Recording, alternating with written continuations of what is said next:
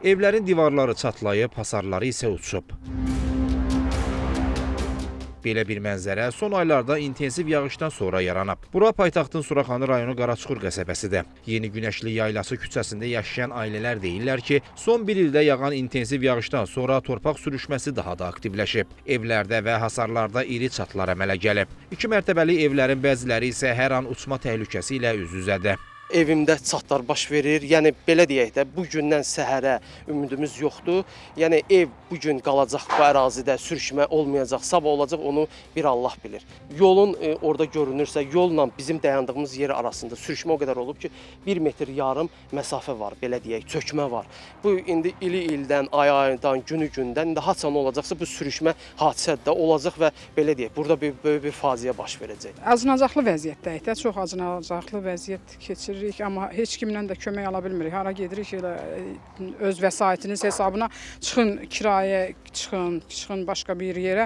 Bizim də elə imkanımız yoxdur. Bu evi özümüz tikmişik. Faciə baş verməsin də. Faciə baş versə evdə 4-cü sinifdə oxuyan nəvəm var. 1 yaşından belə onu biz zülmlə. Məsələn, oradan getmə. Baxın, oranı görürsünüz də, oradan getmə, buradan getmə. Sakinlər bildirirlər ki, Fövqəladə Hallar Nazirliyinə dəfələrlə müraciət ediblər. Nazirliyin əməkdaşları əraziyə baxış keçirib və evlərin boşaldılması üçün rəy veriblər. Rəydə də qeyd olunur ki, ərazi sürüşmə ərazisidir, ev bərpa oluna bilməz, yenidən qurula bilməz, təcili köçürülməlidir. Və bu məktublar əsasında da Suraxanı rayonuna məktub ünvanlanıb, bu rəy akt Suraxanı rayon icra hakimiyyətinə ünvanlanıb. Suraxanı rayon icra hakimiyyətinin mənə göndərdiyi məktub buradadır və Suraxanı rayon icra hakimiyyəti mənə məktub göndərib. Məktubda bildirir ki, siz öz şəxsi vəsait hesabınıza bu sürüşməni aradan qaldırın.